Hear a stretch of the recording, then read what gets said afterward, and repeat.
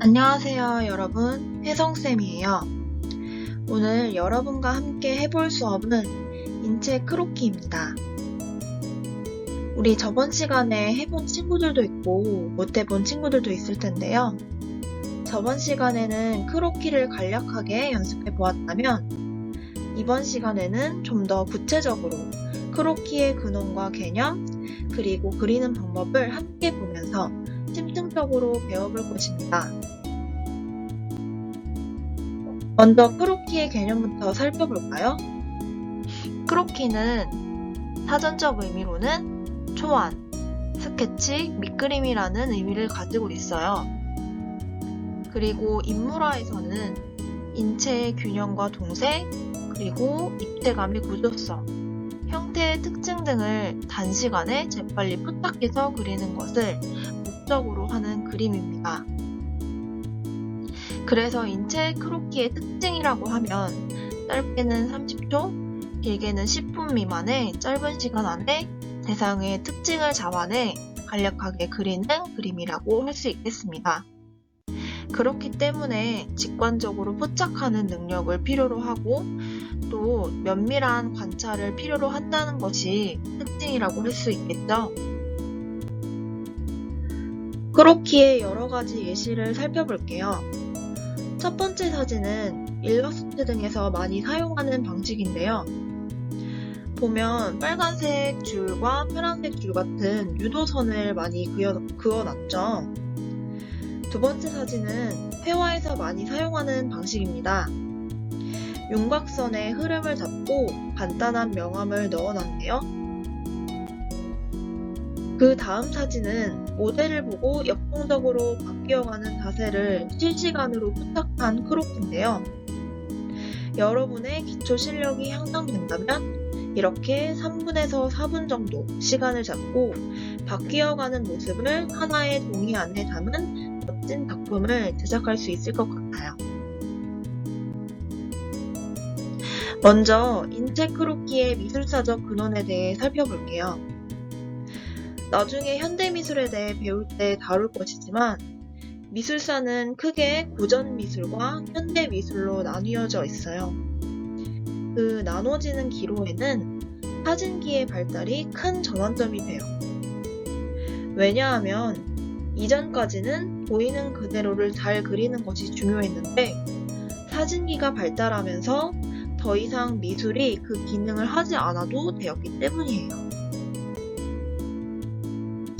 현대 미술이라 하면 여러분이 잘 알고 있는 피카소의 추상화 같은 사실적이지 않은 개성적인 그림도 있고 아예 사람들의 생각, 아이디어 등을 작품의 기반으로 하는 개념 미술이 있기도 해요. 오른쪽 위에 있는 사진은 세 개의 의자라는 작품인데 하나의 의자를 실물, 사진, 사전적 의미인 글로 제시한 것입니다. 밑에처럼 작가의 의도를 네온사인으로 만들어 설치하는 작품도 있고요. 이렇게 다양한 양상으로 현대미술은 진행됩니다. 반면에 크로키는 어디에 더 근접할까요? 그렇죠. 오히려 고전미술에 더 근접한다고 할 수 있습니다. 지금 보여지는 사진은 르네상스 시대의 마사치오 작가의 성삼위일체라는 작품입니다. 이러한 작품들은 해석을 요하지 않고 보이는 그대로 십자가에 매달리신 예수님을 표현하고 있어요. 이처럼 고전 미술은 작품의 의미를 해석하기보다는 처음 봤을 때 어떤 것을 표현했는지 설명을 듣지 않아도 직관적으로 작품의 의도를 알아볼 수 있다는 특징을 가지고 있습니다. 지금 보고 있는 작품은 레오나르도 다빈치가 벽화로 그린 작품인데요. 레오나르도 다빈치는 이와 같은 대작을 그리기 전에 카르퉁이라는 여러 가지 습작을 남겼다고 합니다. 카르퉁은 소묘라는 뜻으로 인체를 구성하는 근육과 골격의 구조를 연구하기 위해 선과 간단한 명암으로 그린 그림을 의미합니다. 르네상스 시대의 레오나르도 다빈치, 그리고 그 이후의 신고전주의의 그림의 공통점은 무엇일까요? 그것은 바로 인체의 가장 아름다운 비례, 비율을 찾고 사실적으로 그리는 것을 중시했다는 것입니다. 그러기 위해서는 아주 많은 연습을 필요로 했어요. 이를 위해 그들이 택한 방법이 바로 크로키입니다. 크로키는 크게 두 가지 부류로 나눠집니다. 첫 번째는 순수 회화에서 습작으로 진행하는 크로키입니다. 이때에는 대부분 모델이 주어지며 이를 바탕으로 신속하게 그려지는 것이 특징인데요. 입체의 볼륨감보다는 외곽의 흐름을 주로 표현하며 신속하게 흐름 및 동세를 캐치하는 것이 주된 목적입니다. 반면에 만화나 일러스트에서 사용하는 크로키 방식은 무엇일까요? 거의 비슷하지만 차이점은 움직이는 관절의 구동 원리, 그리고 근육의 구동 원리 등을 바탕으로 연구하면서 좀 더 볼륨감 있게 사실적으로 표현한다는 점입니다. 우리는 오늘 어떤 크로키를 택한다기보다는 두 가지를 절충해서 그려보도록 할 것입니다. 여러분이 마음에 드는 방식으로 한번 그려보세요. 그러면 본격적으로 크로키를 그리는 방법에 대해서 설명해 줄게요.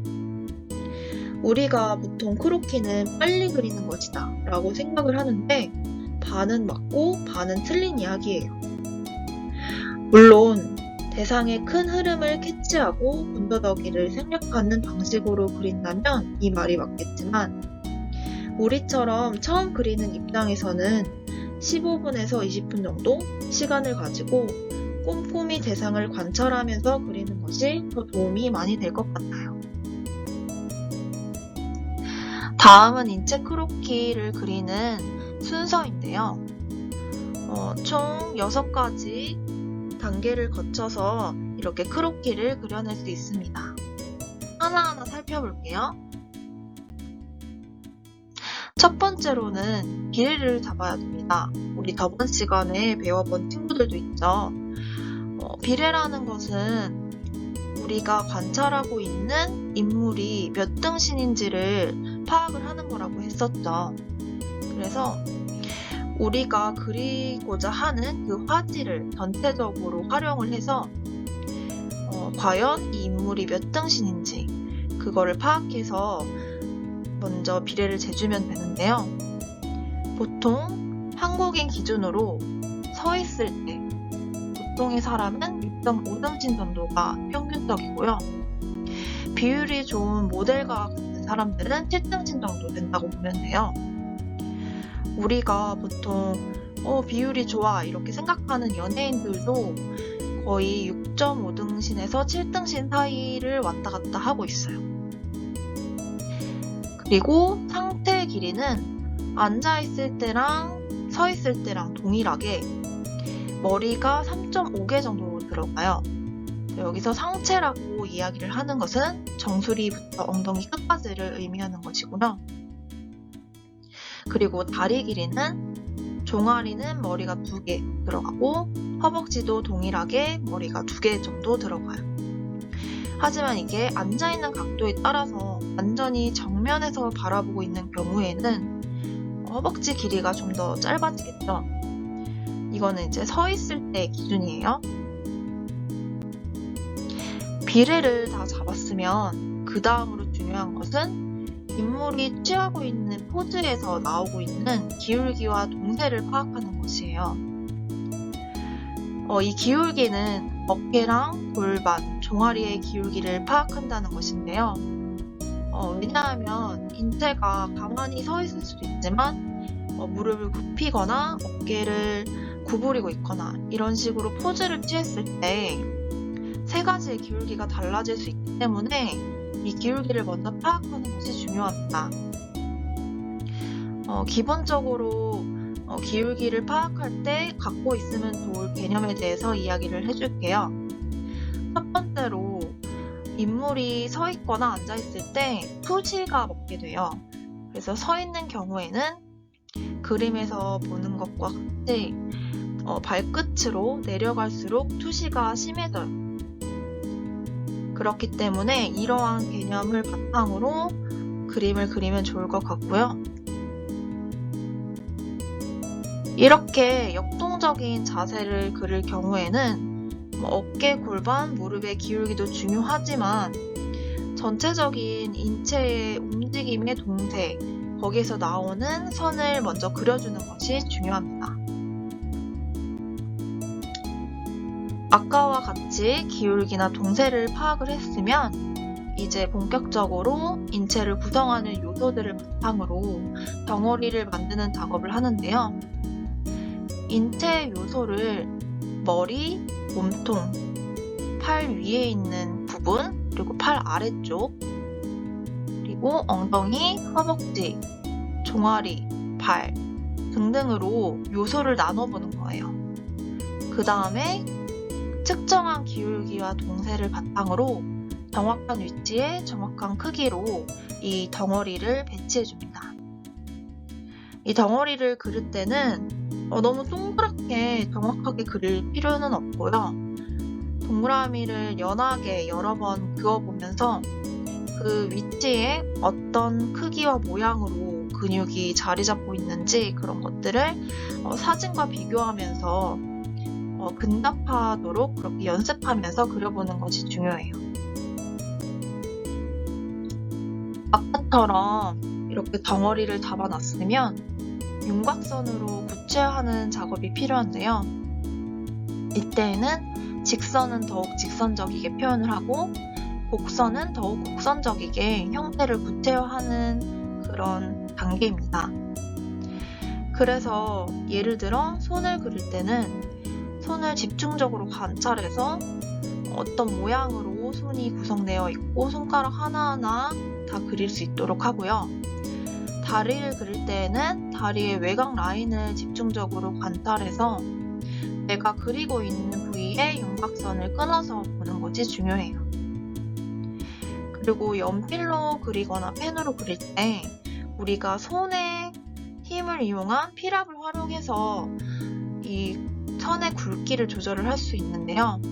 튀어나온 부분은 조금 더 필압을 세게 해서 굵게 표현을 하고 들어간 부분은 조금 더 필압을 약하게 해서 얇게 표현하면 조금 더 아름다운 선을 표현할 수 있겠죠.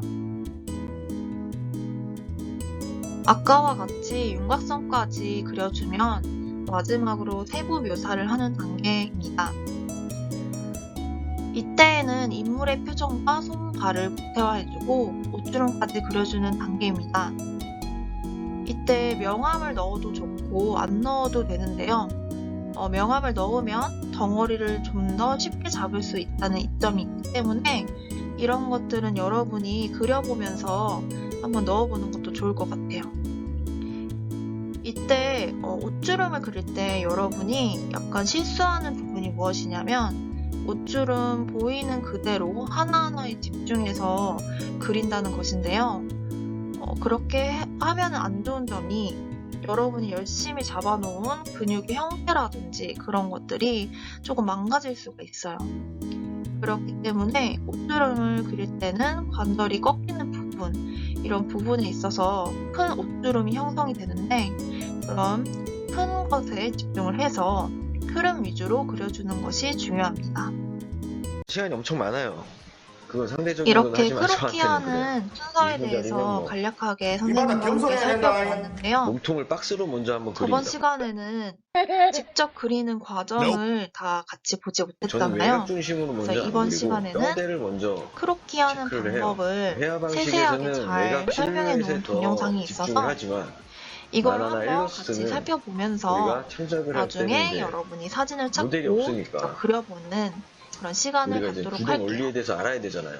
이런 자세를 했을 때 뼈 동영상 관절이 시청하겠습니다. 얼만큼 어디까지 구동을 하는지 공부를 같이 해야 되는 거죠. 팔껍질과 뼈랑 가까이 붙어 있는 지점, 뭐 쇄골 부분, 그리고 반대편은 뭐 한 이 정도 이렇게 있겠죠.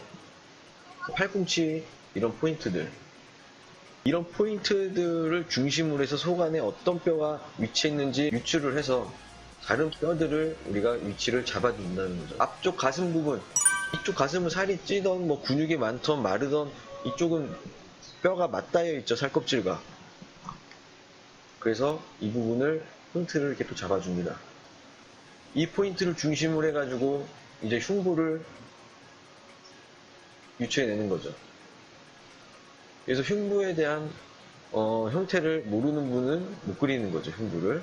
그리고 골반 부분에 지금 포인트가 옷에 가려졌으니까 우리가 실제로 겉으로 만지면 뾰족하게 튀어나오는 여기 있는 장골이라고 있죠. 그 부분이 여기 포인트가 돼서 얘를 중심으로 또 골반을 또 그려놓습니다. 뼈 자체는 엄청 이제 형태가 기하학적이어서 도형화를 시키고 겉으로 더 영향을 많이 주는 부분을 먼저 숙지를 해 나가야 돼요. 그 다음 대퇴골 부분, 고관절은 속 안에 이렇게 있습니다. 이렇게. 어깨 부분도 제가 팔을 앞으로 내뻗었어요. 무게 중심을 이쪽 팔에다가 지금 실었냐 안 실었냐 이걸 또 생각을 해야 됩니다. 무게를 안 실게 되면은 어깨가 그냥 앞으로 나오기만 하는데 이쪽 팔에 무게를 실게 되면 어깨가 약간 뒤로 밀리게 되겠죠. 근데 지금 봤을 때 무게가 어느 정도 살짝 실렸어요. 그래서 어깨가 한 이 정도 위치를 하고 있습니다. 무게를 만약에 안 싣고 그냥 팔만 뻗었으면 팔이 한 여기까지, 상완골이 여기까지 나왔을 거예요.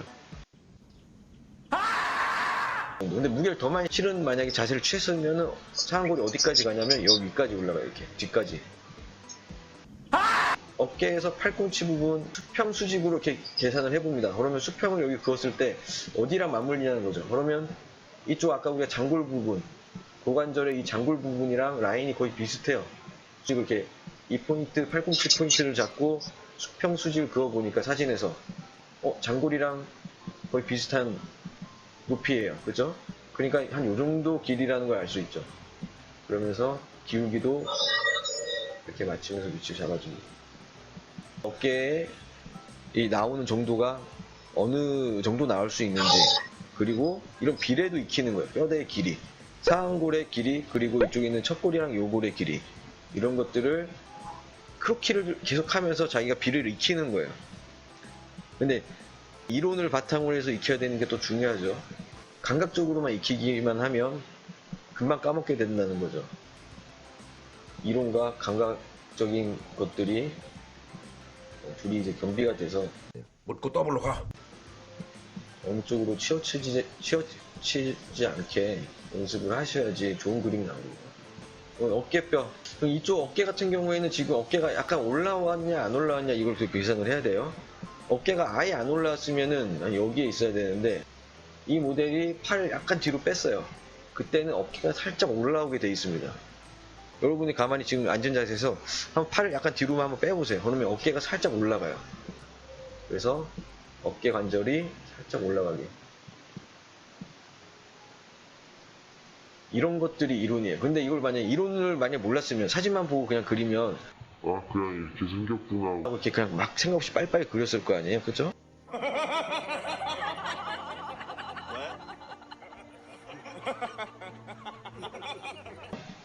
그런데 사진 같은 거 자세를 보고 자기도 직접 이런 자세를 취해보는 거예요. 어깨가 억지로 안 올라가게끔 팔을 뒤로 하려고 하지 않는 이상 웬만하면 팔을 뒤로 하면 어깨가 올라가게 돼 있어요. 분명히 여기 등 쪽이 살짝 보여요. 그래서 견갑골의 위치도 잡아줘야 돼요. 무릎이 완전 측면으로 보여지는 게 아니고 지금 중첩이 됐습니다. 다리 허벅지가 앞으로 이렇게 튀어나온 이런 원기둥이라는 거예요. 이렇게 완전 측면에서 바라봤던 이 다리의 길이보다 더 짧아졌겠죠. 여기 포인트 잡았을 때 수직으로 올리면 여기랑 맞닿아요. 그럼 여기는 어디였어요? 아까 장골 여기 지점이랑 거의 비슷하죠. 여기 지점이랑. 그래서 무릎이 한 이 정도까지 왔다는 거랑 그 손목 부분이랑 또 수평을 그어보니까 손목이랑 거의 맞닿아였어요. 손목 여기 부분. 그럼 여기가 무릎의 일단 중심이 됩니다. 반대편에 대퇴 오른손 안에 당연히 좌우대칭으로 있으니까 여기에 포인트가 있었으면 반대는 여기가 있겠죠. 얘를 앞으로 빼고 얘도 거리감을 보고 수평은 뭐 동일한 수평이니까 수평 굳이 안 해도 되겠죠. 수직으로만 올려보면 이쪽 중앙보다는 이쪽이니까 한 이 정도. 여기가 반대편 무릎의 포인트 지점이 돼요. 발목 부분이 지금 이렇게 이 사람이 지금 네모 박스의 발이 아래로 이렇게 떨궈져 있을 거예요. 이렇게 발이 맨 바닥에서 무릎을 꿇고 있는 게 아니라 어느 박스 위에서 발등이 그냥 수직으로 이렇게 떨어지는 그런 자세로 지금 앉아 있다라는 게 유추가 되죠. 증거 있어? 만약에 우리가 맨 바닥에 앉았을 때처럼 이게 앉았으면 뒤꿈치가 좀 다른 모양으로 이렇게 올라왔을 텐데 그게 아니고 이런 모양새가 나온 거 보니까 발을 이렇게 했겠다라는 게 유추가 되는 거예요. 그리고 목 부분, 목의 길이가 얼굴에 중첩되는 거 생각해가지고 목의 길이를 이렇게 그려줘요. 실제로 우리가 목을 이렇게 들고 있으면 약간 이렇게 펴있지만은 아래로 이 사람이 지금 고개를 아래로 숙였단 말이에요. 그러니까 좀 더 곡선이 아니고 직선에 가깝게 이렇게 위치하는 거죠. 전체적인 몸의 크기를 지금 보면서 계속 얼굴을 그려야 돼요. 초점을 넓게 잡아야 돼요. 그건 머리를 그릴 때뿐만 아니고 어떤 부분을 그릴 때에도 다 동일해요. 그 방법은.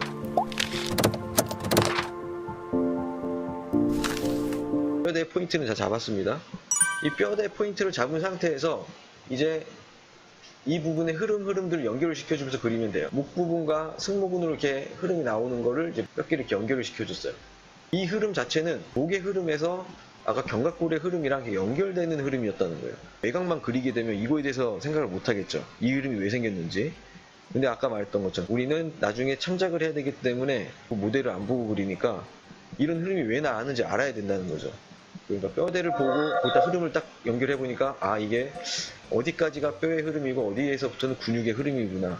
그거를 이제 자기가 공부를 하면서 또 이제 풀키르가 이루어지는 거죠.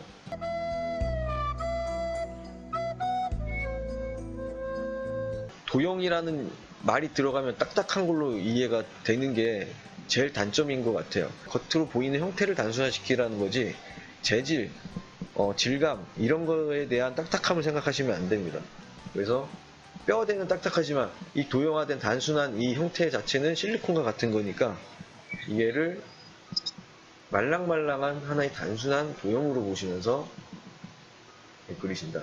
그래서 눈은 계속 왔다 갔다 하면서 이거를 체크하고 관찰하고 체크하고 관찰하고 자기 그림에만 너무 머물러도 안 되고 관찰하는 사진에만 너무 머물러도 안 돼요. 그냥 흐름으로만 이렇게 가다 보면 길이가 짧아질 수가 있어요. 근데 아까 우리 뼈대를 이미 잡아줬기 때문에 비례는 이미 맞았다는 거죠. 비례. 그래서 뼈대를 그리고 나서 외곽 흐름을 그려줄 때는 흐름에만 더 집중할 수 있어요.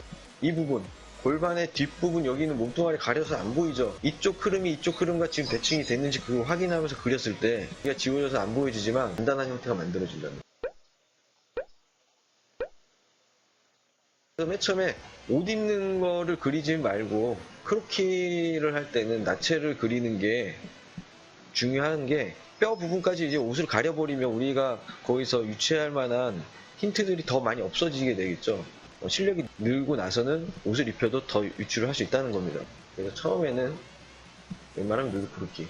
아 나는 나중에 옷 입고 있는 캐릭터를 그릴 건데 왜 계속 누드 크로키를 시키냐 그런 분들이 있는데 하나는 알고 둘은 모르는 소리를 하는 거죠. No! God, please, no!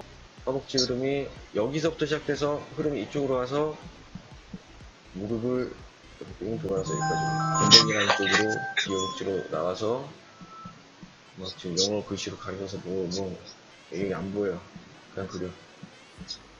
그리고 종아리 부분에서 나오는 흐름을 이렇게 묶어서 제가 그리는 방식에서 제가 일단 중요한 점은 뭐가 있냐면 뼈대가 완벽하게 지금 맞았다라는 전제 하에 일단은 그림을 그리는 거고 만약에 뼈대가 맞았다고 생각을 했는데 이렇게 덩어리를 이렇게 입히다 보니까 뼈대가 틀린 것 같아. 그럼 그땐 고쳐줘야 돼요. 계속 이 연습을 하다 보면 점점 수정할 일이 별로 없어지고 한 번에 맞게 그려져요. 단순화된 흐름으로 이렇게 여기까지가 도형화다는 게. 이게 딱 그려보고 딱 비교를 해보는 거예요. 딱 보니까 전체적으로 다 맞았어. 그러면 여기서부터 세부 묘사에 들어갑니다. 근육이나 큰 흐름에서 그 다음으로 큰 단계로 쪼개 나가면 되는 거예요. 그래서 이것도 세부적으로 들어가지만은 당연히 일러스트 완성작처럼 완성이 될 수는 없습니다. 그냥 위치만 맞춰야 되는 거예요. 위치. 정확한 뭐 눈의 위치, 코의 위치, 이런 포인트 되는 부분들을 아까 우리가 베이스로 먼저 그려놓은 도형의 위에다가 부분을 또 나눠주는 거죠. 저는 크로키를 요즘에는 많이는 못하는데, 크로키를 많이 할 때는 얼마나 했냐면 20살 후반까지는 하루에 한 5시간, 6시간 크로키를 맨날 했던 것 같아요. 별 일이 없다 그러면은 뭐 그냥 하루 종일 하고 있고. 어떻게 해서 제가 크로키를 시작하게 됐냐면 20살 초반부터 크로키를 그렇게 열심히 하진 않았어요. 자기가 알고 있는 어떤 지식도 없는 상태에서 창작을 많이 하게 되는데 크로키는 뭐 별로 안 하고, 이 방법이 도저히 아닌 것 같아. 창작을 그렇게 막 해봐도 뭐가 쌓이지가 않아. 그래서 그림 잘 그리는 사람들 거 유튜브나 어떤 뭐 인터넷 뒤져보니까 크로키가 그렇게 중요하다고 계속 다 반복적으로 얘기를 하는 거예요.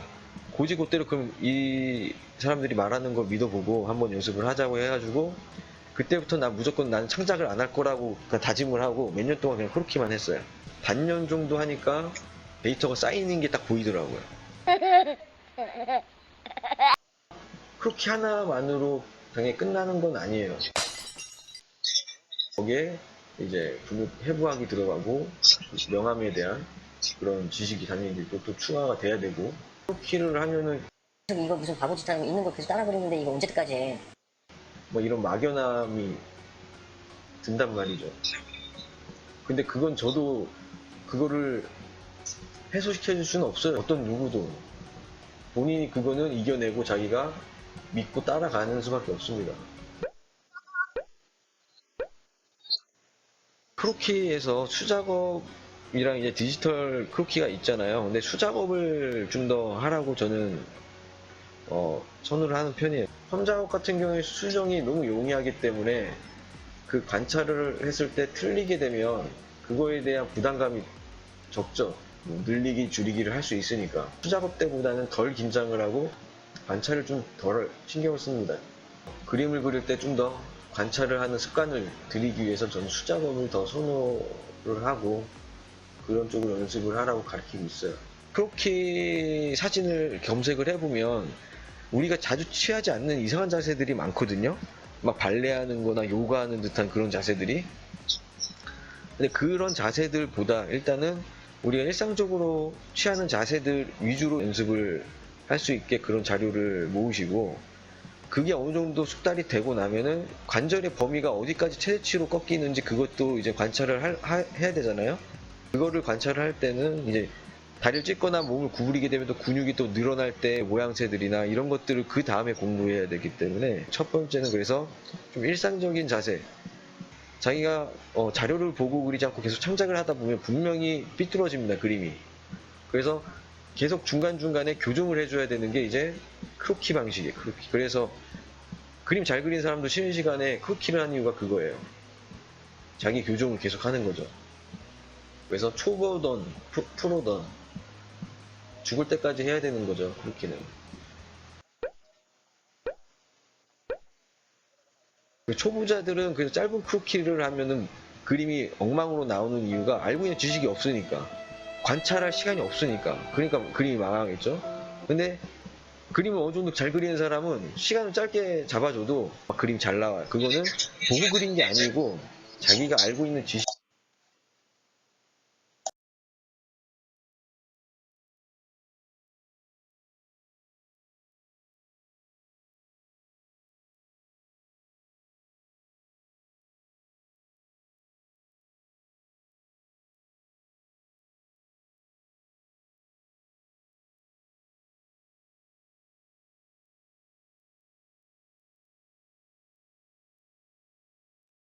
네, 여러분이 동영상 보면서 어떤 식으로 크로키를 근육의 모양새를 잡아 나가고 또 세부적으로 묘사를 하는지 관찰을 했을 텐데요.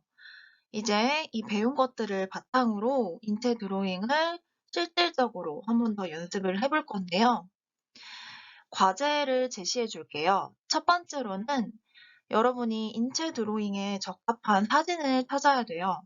그래서 아래와 같은 사이트에 들어가서 크로키 자료를 수집을 하면 되는데요. 주로 역동적인 운동 자세나 혹은 약간 나체 사진들도 많은데 그중에서 여러분들이 이거를 드로잉을 했을 때 멋있는 작품이 나올 것 같다라는 그런 사진을 하나 골라서 그림을 그려주면 돼요. 네, 두 번째로는 오늘 배운 방식의 순서로 크로키를 하는 것인데요. 아까 봤었던 동영상에서는 이제 디지털 드로잉을 했지만 여러분들은 직접 수작업을 해볼 건데 준비물은 연필이나 샤프, 그리고 지우개, 집에 있는 도화지라던가 아니면 A4 용지도 좋으니까 여분의 종이로 여기다가 그림을 그리기 시작하면 돼요. 그래서 아까 배운 방식으로 이제 첫 번째 뭐 뼈대를 잡아 나가고 그 다음에 덩어리 잡고 그 다음에 세부 묘사하는 방식으로 순서를 지켜서 그려주면 되고요. 이 과제는 3일 내로 선생님에게 과제를 제출해주면 돼요. 다 그린 것들은 밴드의 개인 채팅방에 제출을 해주면 됩니다. 이걸로 선생님이 출석 체크를 할게요. 오늘 여러분 인체 드로잉 순서랑 하는 방법 같이 알아보느라 수고 많았고, 다음 시간에 학교에서 다시 보도록 할게요. 수고 많았습니다.